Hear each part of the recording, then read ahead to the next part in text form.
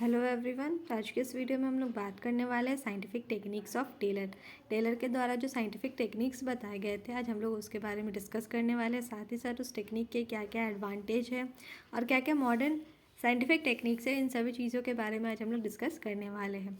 इससे पहले भी मैंने टेलर के द्वारा जो प्रिंसिपल्स बताए गए थे उसके बारे में भी मैंने ऑलरेडी डिस्कस कर रखा है। साथ ही साथ फेयोल के जो 14 प्रिंसिपल्स थे मैनेजमेंट के, उससे रिलेटेड भी मैंने वीडियो बना रखा है। तो अगर आप लोगों ने नहीं देखा तो जाकर के वो वीडियो ज़रूर देख लीजिएगा, आपको बहुत ज़्यादा हेल्प मिलने वाला। तो चलिए वीडियो को स्टार्ट करते हैं। सबसे पहले जानते हैं साइंटिफिक टेक्निक्स क्या क्या है। सबसे पहले यहाँ पे है फंक्शनल फोरमैनशिप। तो फंक्शनल फोरमैनशिप होता क्या है? तो इसका मतलब ये होता है कि टेलर जो है वो सजेस्ट किए थे कि जो भी फैक्ट्री होता है उसमें क्या होता है, 2 डिपार्टमेंट्स होते हैं। कितने डिपार्टमेंट्स होते हैं? 2। पहला होता है प्लानिंग डिपार्टमेंट, क्या होता है प्लानिंग, और दूसरा होता है प्रोडक्शन। तो कोई भी फैक्ट्री में क्या होता है, 2 डिपार्टमेंट, पहला प्लानिंग और दूसरा प्रोडक्शन। तो टेलर का ये मानना है कि जो वर्कर्स होते हैं उनको किसी भी तरह का बर्डन नहीं दिया जाना चाहिए प्लानिंग के रिलेटेड। ठीक है, उनको सिर्फ अपने काम को लेकर के कॉन्सेंट्रेट करने का ज़रूरत है और साथ ही साथ प्रोडक्शन को लेकर के भी उनको कॉन्सेंट्रेट करने का ज़रूरत है, ना कि प्लानिंग को लेकर के। और वो चाहते थे कि अगर प्रोडक्टिविटी में स्पेशलाइजेशन लाना है, क्या लाना है, स्पेशलाइजेशन लाना है, तो उसके लिए ज़रूरी है कि एक ही एक्सपर्ट ना हो अलग अलग चीज़ों के लिए। उनका ये मानना था कि कुछ एक्सपर्ट्स होने चाहिए, जैसे कि जो सुपरवाइज़ करे, जो गाइड करे, जो इंस्ट्रक्ट करे। तो उनका मानना था कि एक जो सुपरवाइज़र होता है, ऐसा तो नहीं कि एक पर्टिकुलर जो पर्सन है वो हर चीज़ में एक्सपर्ट होगा, ऐसा बिल्कुल भी नहीं होता। तो उनका मानना था कि हर ग्रुप में क्या होना चाहिए, 8 स्पेशलिस्ट होने चाहिए या 8 फंक्शनल एक्सपर्ट्स होने चाहिए, जो कि क्या करेंगे, सुपरवाइज करेंगे और अपने वर्कर्स को ऑर्डर देंगे। तो जो बॉस होंगे वो क्या होंगे, अपने अपने काम में एक्सपर्ट होंगे, जो स्पेशलाइज्ड पर्सन्स होंगे। और फिर वो क्या करेंगे, जब अगर ऑब्जर्व करेंगे, इंस्ट्रक्ट करेंगे वर्कर्स को, तो जाहिर सा बात है वहाँ पे क्या होगा, स्पेशलाइजेशन आ जाएगा। अगर कोई इंसान खुद उस चीज़ में एक्सपर्ट होता है तो वो क्या होगा, वो अच्छी तरह से उस चीज़ को गाइड कर सकता है, अच्छी तरह से उस काम को करवा सकता है। तो इस तरह का टेक्निक को हम लोग बोल सकते हैं कि ये क्या है, कि एक्सटेंशन है डिवीज़न ऑफ लेबर का, जो हम लोग ऑलरेडी पढ़ चुके डिवीज़न ऑफ लेबर प्रिंसिपल, उसका क्या एक तरह से ये एक्सटेंशन होता है। उनका ये मानना था कि जो फोरमैन होगा वो क्या होना चाहिए, उसका इंटेलिजेंट होना चाहिए, वो एजुकेटेड, एनर्जेटिक, ऑनेस्ट और स्पेशलाइज्ड होना चाहिए। तो ये सारा क्वालिटीज़ जो है वो क्या एक पर्सन में मिलेगा? नहीं। तो उनका मानना था कि कम से कम क्या होने चाहिए, 8 एक्सपर्ट्स होने चाहिए, 4 अंडर ईच डिपार्टमेंट, मतलब प्लानिंग में भी 4 होने चाहिए और प्रोडक्शन में भी 4 होने चाहिए। अब कैसे हो, जब सबसे पहले बात करते हैं प्लानिंग के, जो 4 एक्सपर्ट्स होते, 4 डिपार्टमेंट्स होते। सबसे पहले यहाँ पे आता है रूट क्लर्क। क्या आता है? Root clerk. तो ये ऐसे फोरमैन क्या होते हैं, वो क्या करते हैं, रिस्पॉन्सिबल होते हैं कि जो भी काम हो रहा है, जो भी मैकेनिकल या मैनुअल जॉब हो रहा है, उसको किस तरह से काम करना, उस चीज़ को देखने का काम किसका होता है, रूट क्लर्क का होता है। फिर नेक्स्ट आता है इंस्ट्रक्शन कार्ड क्लर्क। नेक्स्ट क्या है, इंस्ट्रक्शन कार्ड क्लर्क। तो इसका मतलब क्या होता है कि इसमें जो फोरमैन होता है वो रिस्पॉन्सिबल होता है जनरल इंस्ट्रक्शंस देने के लिए, जो कि ज़रूरी हो जाता है किसी भी काम को अच्छी तरह से करने के लिए। जाहिर सी बात है, अगर जो भी वर्कर्स काम कर रहे हैं तो उनको क्या कुछ ना कुछ इंस्ट्रक्शंस देना पड़ेगा जिससे कि वो अच्छा से काम कर सके। तो ये जो क्लर्क जो है, इंस्ट्रक्शन कार्ड क्लर्क, ऐसे फॉरमैन का यही काम होता है कि वो जनरल इंस्ट्रक्शंस दे सके, जो कि ज़रूरी होता है किसी भी जॉब को करने के लिए। इसके बाद नेक्स्ट है टाइम एंड कॉस्ट क्लर्क। अब ये जो फोरमैन है वो किस चीज़ के लिए रिस्पॉन्सिबल होते हैं, तो वो रिस्पॉन्सिबल होते हैं ताकि वो क्या कर सके, एक टाइम फिक्स कर सके काम को शुरू करने का और काम को ख़त्म करने का, और साथ ही साथ वो क्या करते हैं, कॉस्ट शीट भी प्रिपेयर करते हैं हर एक काम का। इसके बाद नेक्स्ट आता है डिसिप्लिनरी।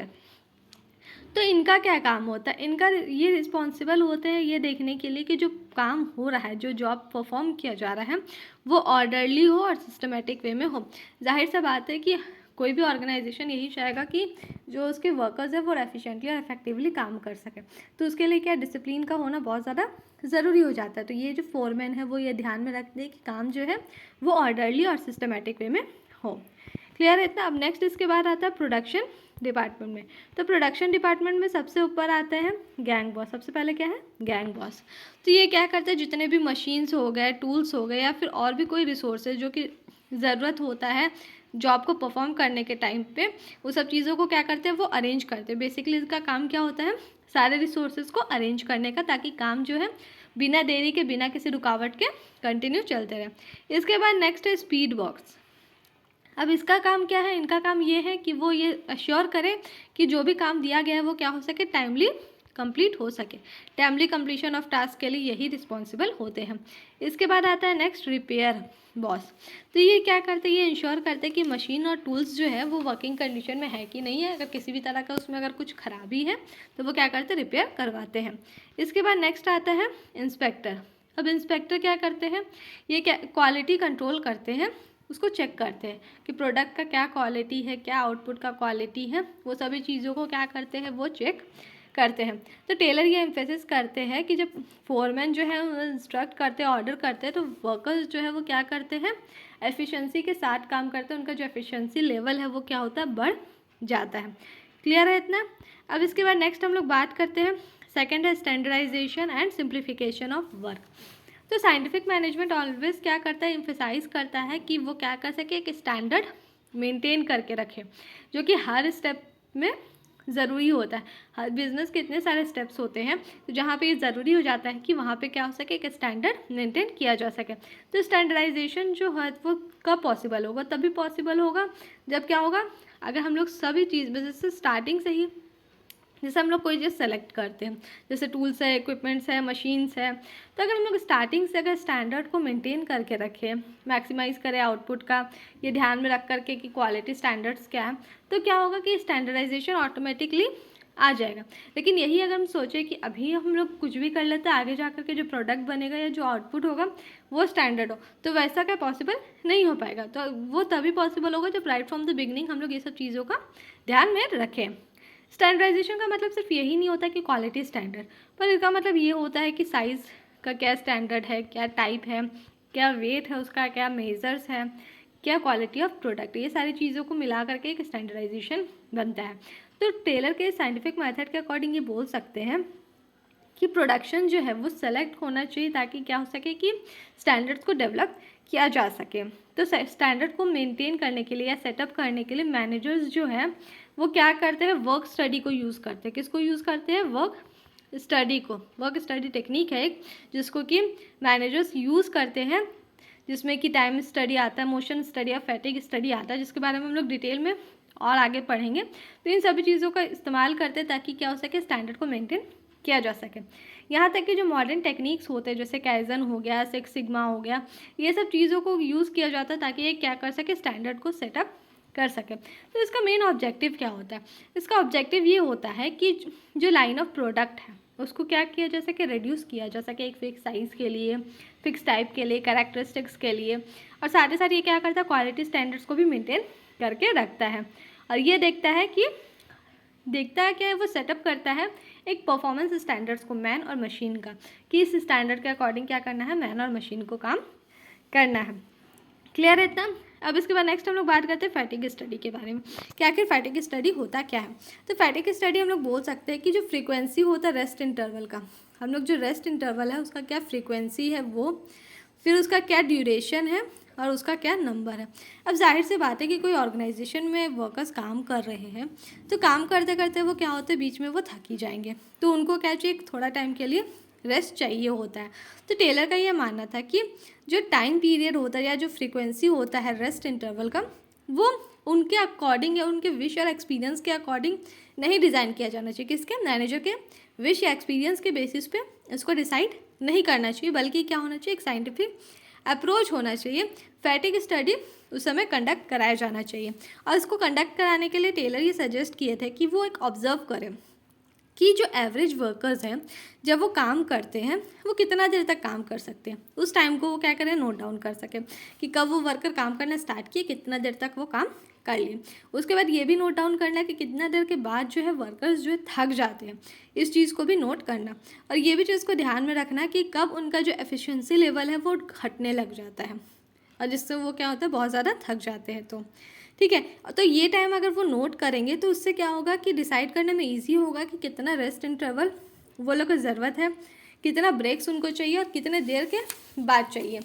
तो वर्कर्स जो है किस समय के बाद क्या होगा कि फ्रेश हो जाएंगे काम में रिजॉइन करने के लिए। तो मतलब एक तरह से पूरी तरह से यहाँ पे क्या ऑब्जर्वेशन बेस्ड होना चाहिए कि कुछ वर्कर्स को क्या करना चाहिए, ऑब्जर्व करके ये सारा चीज़ नोट डाउन करना है। उसके बाद क्या होना चाहिए, एक साइंटिफिक मेथड का यूज़ करके ये टाइम को फिक्स करना है। जैसे कि मान लीजिए कि 3 शिफ्ट्स हो रहे हैं, ठीक है, कोई भी काम का 3 शिफ्ट हो रहा है, तो हर एक शिफ्ट के बाद वर्कर्स जो है वो क्या होते हैं, थक जाते हैं, ठीक है। तो ऐसा भी हो सकता है कि फर्स्ट शिफ्ट हो गया, ठीक, सेकेंड शिफ्ट के टाइम में उनको क्या कर दे, थोड़ा सा रेस्ट दे दे, क्या कर दे, रेस्ट दे दे। फिर उसके बाद क्या कर सके, थर्ड शिफ्ट में थोड़ा सा उनसे काम करा दे। थर्ड शिफ्ट के टाइम जो आएगा उस समय क्या होगा कि वो थोड़े से एनर्जेटिक हो जाएंगे, फ्रेश हो जाएंगे फिर से ज्वाइन करने के लिए। तो हर फर्स्ट शिफ्ट में क्या होना चाहिए, स्मॉल पॉजेस दे सकते हैं कि थोड़ा देर तुम्हारे पास रेस्ट टाइम है, आप थोड़ा देर के लिए क्या कर सकते हैं, रेस्ट कर सकते हैं। तो ऐसे भी हम लोग कर सकते हैं, या तो फर्स्ट शिफ्ट के बाद उसको रेस्ट दे, जैसा भी ऑब्जर्वेशन में निकल के आता है, या तो फर्स्ट शिफ्ट के बीच में, अगर फर्स्ट शिफ्ट बहुत ज़्यादा देर का है, अगर उसके बीच में अगर वो थक जाते हैं तो उस टाइम पे भी उनको थोड़ा सा रेस्ट दे देना चाहिए। तो ये सब किस पे बेस्ड होगा, ये सब होगा ऑब्जर्वेशन के बेसिस पे। क्लियर है इतना। अब इसके बाद नेक्स्ट है मेथड स्टडी। अब मेथड स्टडी होता क्या है, तो जो मेथड स्टडी का जो टेक्निक होता है साइंटिफिक मैनेजमेंट का, वो ये होता है कि एक बेस्ट मेथड जो है क्या हो सके, फाइंड आउट करना, एक बेस्ट मेथड को फाइंड आउट करना या बेस्ट वे को फाइंड आउट करना जिससे कि काम को किया जा सके, जिससे कि क्या होगा, जो प्रोडक्शन का कॉस्ट है वो क्या हो सके, मिनिमम हो सके, और रिसोर्सेज का क्या हो सके, मैक्सिमम यूज़ हो सके।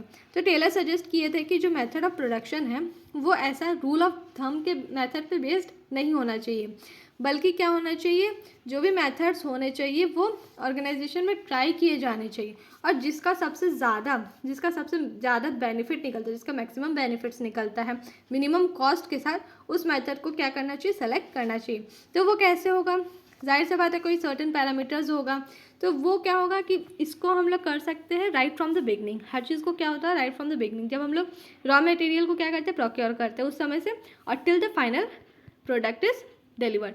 तो स्टार्टिंग से लेकर एंड तक इस चीज़ को क्या करना है, हम लोगों को देखना है, उसके अकॉर्डिंग ही डिसाइड करना है। तो टेलर जो है वो डेवलप किए थे ये कॉन्सेप्ट को। क्लियर है। तो इसका ऑब्जेक्टिव ये होता है कि जो कॉस्ट ऑफ प्रोडक्शन है उसको क्या कर सके, मिनिमाइज कर सके, और क्वालिटी जो है वो मैक्सिमाइज हो सके, कस्टमर का सेटिस्फैक्शन जो है वो भी मैक्सिमाइज हो सके। अब इसके बाद नेक्स्ट आता है टाइम स्टडी। तो टाइम स्टडी होता क्या है, स्टडी में टेलर ये बोल रहे थे कि इसमें क्या करना है कि हम लोग को टाइम कैसे डिसाइड करना, मतलब स्टैंडर्ड टाइम क्या होना चाहिए किसी भी जॉब को कंडक्ट कराने के लिए, साथ ही साथ क्या हमारा स्टैंडर्ड टारगेट्स होना चाहिए ये भी सेट करना है, और ये भी डिसाइड करना है कि कितने नंबर ऑफ़ वर्कर्स रिक्वायर्ड होंगे किसी भी काम को करने के लिए, और साथ ही उनको क्या करना चाहिए, एफिशिएंट और इनएफिशिएंट में क्या करना चाहिए, कैटेगराइज करना चाहिए। तो टेलर का ये मानना था कि जो टाइम है कि कितना टाइम लगेगा किसी भी काम को करने के लिए, ये मैनेजर के विल और विश के अकॉर्डिंग नहीं होना चाहिए, बल्कि एक टाइम स्टडी कंडक्ट कराया जाना चाहिए जहाँ पे स्टैंडर्ड टाइम को क्या कर सके, हम लोग साइंटिफिकली डिटरमाइन कर सके। और इसके लिए उन्होंने कहा कि एवरेज वर्कर्स को क्या करें, हम लोग ऑब्जर्व करें जब वो काम कर रहे हो, तो एक स्टॉप वॉच के साथ हाथ में एक स्टॉप वॉच रखें, और उसके बाद क्या करें, हम लोग उन वर्कर्स को ऑब्जर्व करें, और उनका जो एवरेज टाइम उनके द्वारा लगता है किसी भी काम को कंप्लीट करने के लिए, उसको क्या करें, नोट डाउन कर लें। इस तरह से हम लोग क्या कर सकते हैं, एक और स्टैंडर्ड टाइम को डिसाइड कर सकते हैं। तो उनका बोलना था कि ये जो ऑब्जर्वेशन हम लोग कर रहे हैं वो क्या करना है, कम से कम 100 टाइम्स हम लोगों को करना है कि वर्कर्स काम कर रहे हैं और स्टॉप वॉच लगाना है, और उनका जो एवरेज टाइम है उनको क्या करना है, हम लोग को नोट करके रखना है। तो ऐसे क्या होगा कि ये टाइम जो है वो एक एवरेज टाइम निकल के आएगा, और इस चीज़ को माइंड में रख करके ही क्या करना चाहिए, टारगेट सेट करना चाहिए। क्लियर है इतना। और साथ ही साथ अगर मान लीजिए कि वर्कर्स जो है ये फिक्स टाइम के अंदर काम कर लेते, स्टैंडर्ड टारगेट को अचीव कर लेते, तब वो क्या कहलाएंगे, एफिशिएंट वर्कर्स कहलाएंगे। और अगर वो उस टारगेट को फिक्स टाइम में अचीव नहीं कर पाते तो वो क्या कहलाएंगे, इनएफिशिएंट वर्कर्स कहलाएंगे। क्लियर है इतना। अब नेक्स्ट है मोशन स्टडी। आखिर मोशन स्टडी होता क्या है, तो ये क्यों कंडक्ट कराया जाता है, ताकि हम लोग को पता लग सके वर्कर्स का मूवमेंट कितना है, कि कितना वो मूव करे किसी भी काम को करने के टाइम पे, साथ ही साथ कितना प्रोडक्टिव और अनप्रोडक्टिव मूवमेंट है, मतलब कितना मूवमेंट वो काम के लेकर के कर रहे हैं, कितना फालतू में वो मूवमेंट कर रहे हैं, वो चीज़ को भी है। और उससे क्या होगा, हम लोग को पता चलेगा कि कितना वो अनप्रोडक्टिव वे में या वेस्टफुल मूवमेंट्स वो कर रहे हैं। तो ये जानने के बाद हम लोग क्या कर सकते हैं, उसको कट डाउन कर सकते हैं। तो सस्टेनेबल इक्विपमेंट हम लोग को डिज़ाइन करना है, टूल्स भी डिज़ाइन करना है। तो इसके लिए ज़रूरी हो जाएगा कि जो अनप्रोडक्टिव मूवमेंट्स है वर्कर्स का, उसको हम लोग क्या कर सके, मिनिमाइज कर सके। तो मोशन स्टडीज़ के लिए कंडक्ट किया जाता है। यहाँ पे बोला जा रहा है कि जो एवरेज वर्कर है उनको क्या करना है, हम लोग को ऑब्जर्व करना है जब वो काम कर रहे हैं, और उनका जितना भी मूवमेंट है, उनका जो भी मूवमेंट है जब वो काम कर रहे हो, तब हमको उस मूवमेंट को क्या करना है, ऑब्जर्व करना है। और जो भी मूवमेंट हो रहा है उसको क्या करना है, नोट डाउन करके रखना है। कितना बार वो अपने जगह से हिले, कहाँ कहाँ गए, कितना बार वो बेंड डाउन हुए, तो ये सारा चीज़ जो भी काम के दौरान वो मूवमेंट कर रहे हैं उसको क्या करना है, हम लोग को नोट डाउन करना है। और इसी को हम लोग क्या करना है, 100 टाइम्स करके रखना है। तो सारा का जब हम लोग मूवमेंट लिख देंगे तो उसके बाद हम लोग क्लासीफाई कर देंगे कितना प्रोडक्टिव हो रहा है, कितना अनप्रोडक्टिव हो रहा है। तो जब हम लोग को पता चल जाएगा कि अनप्रोडक्टिव मूवमेंट ये हो रहा है, तो हम लोग उसको क्या कर सकते हैं, मिनिमाइज कर सकते हैं, कट डाउन कर सकते हैं। क्लियर है इतना। अब इसके बाद नेक्स्ट है वर्क स्टडी। अब वर्क स्टडी क्या होता है, वर्क स्टडी का मतलब होता है time study plus motion study plus method study plus fatigue study. तो वर्क स्टडी क्या क्या होता है, time study plus motion study plus method study plus fatigue study. तो ये सारा हम लोग ऑलरेडी डिस्कस कर चुके हैं। तो ये सब चीज़ का जो हम लोग क्या करते हैं, ऐड करते हैं, मैक्सिमम ये सब चीज़ों का टोटल होता है वर्क स्टडी कहलाता है। तो इसमें क्या होता है कि हम लोग का जो प्रोडक्शन है वो क्या होता है, मैक्सिमाइज होता है, मैक्सिमम प्रोडक्शन होता है, कॉस्ट जो है वो क्या होता है, मिनिमम होता है।